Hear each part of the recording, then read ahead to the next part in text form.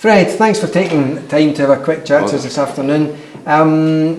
First time we've seen you here for a while. Aye, it is actually. I mean, the first time I came here actually was, I was just thinking coming up in the car was 85. You know, it was a long time ago. Myself and Alistair Gillis were the young boys at that time. Wow. You know, and we had guys there like Ian McFadden and Hugh McCallum and people like that, Ian Morrison maybe, but myself and Alistair were the young guys in 85, 86. I think the last time I was here was 91 or something like that, 91.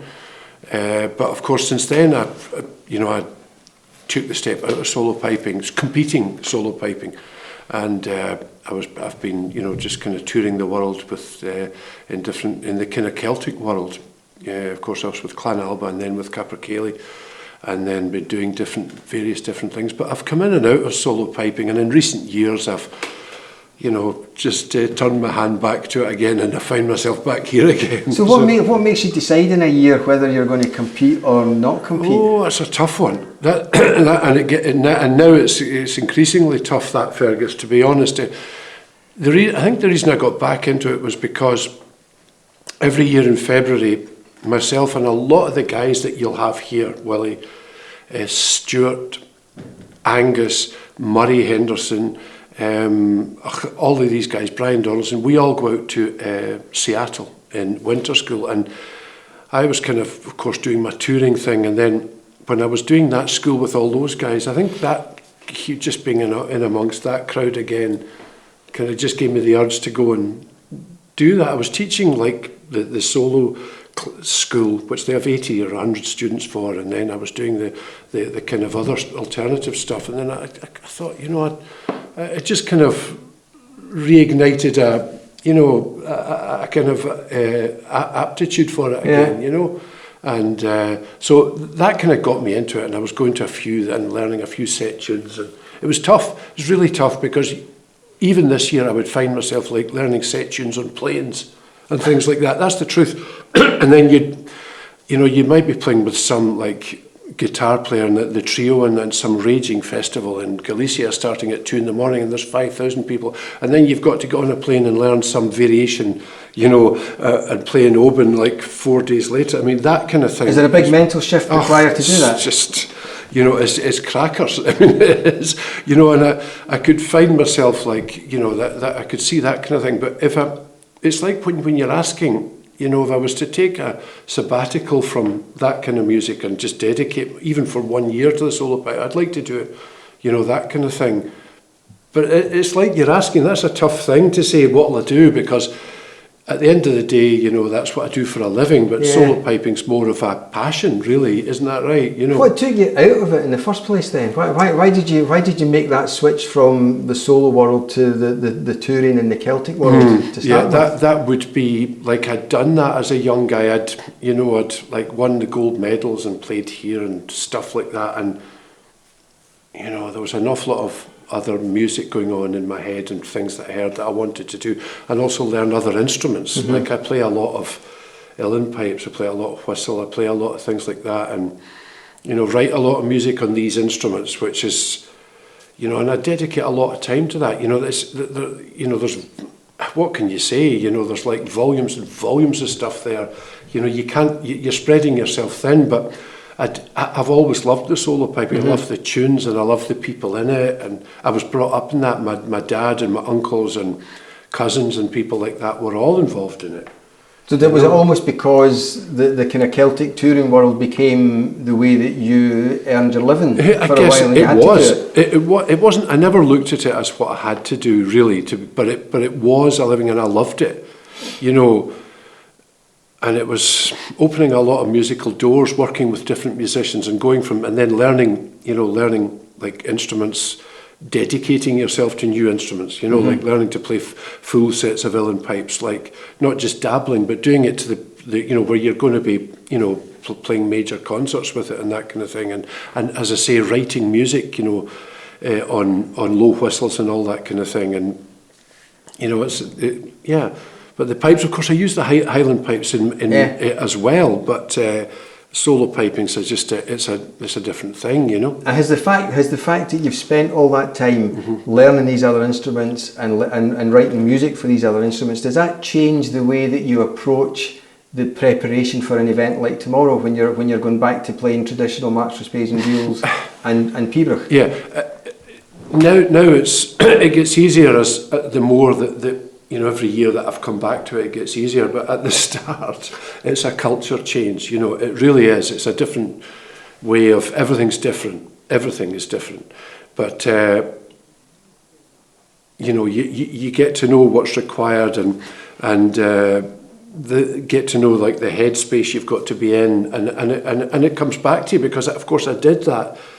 You know, when I was young, that's what I grew up doing. I never played in a pipe band. Yeah. I grew up as a solo piper, so you know, it's kind of in your DNA, and it comes back. But as you say, it's a different thing altogether. You know, there's choices have to be made, Fergus. So the day when you found out that you were going to be coming here this year, the day that you qualified to come here this year, what sort of preparation have you had to go through to get yourself ready for tomorrow? Well, of course, I mean, you have to deal with the instrument first of all, and you know, have something that you know you can rely on, or hopefully.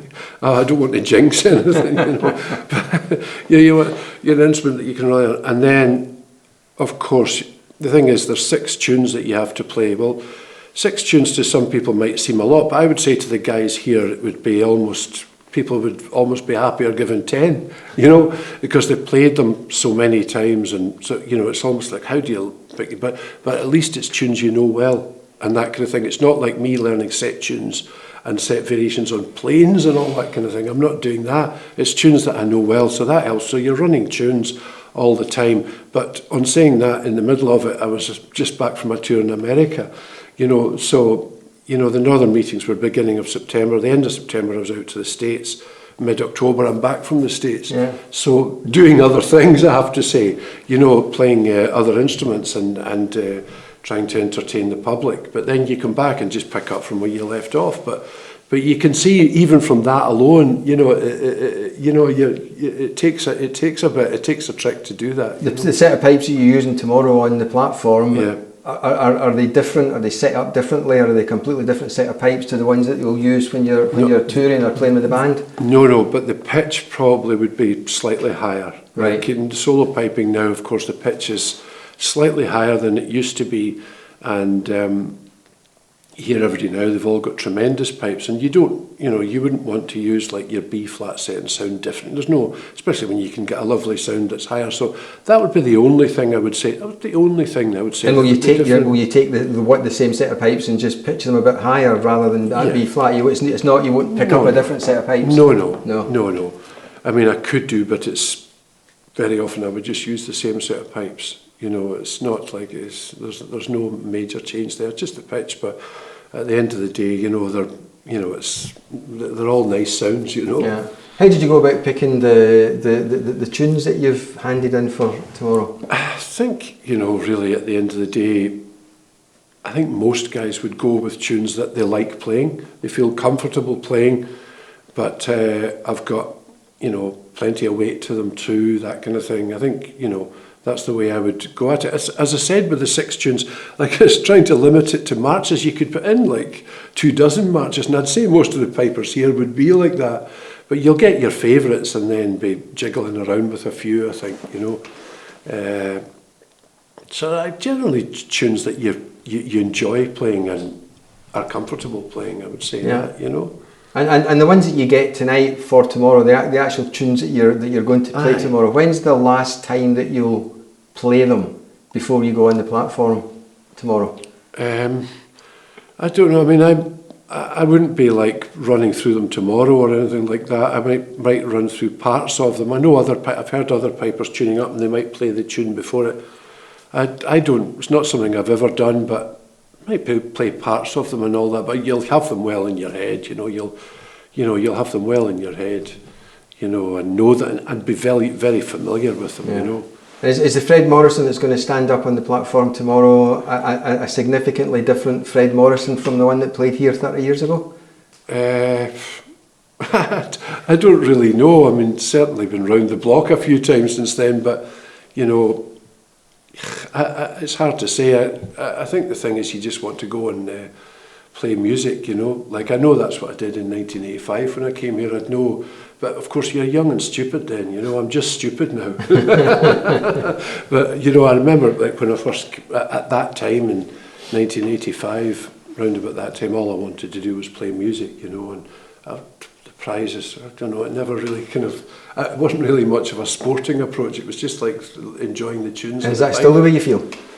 I think the music's always important. I think there's the tradition and the music's like got a lot to, you know, that's at the forefront, you know. I like to hear music being expressed, especially when it's such an ancient, wonderful tradition and such an amazing instrument. I think it's music that you have to express, you know, but each to his own, of course. You know. Yeah.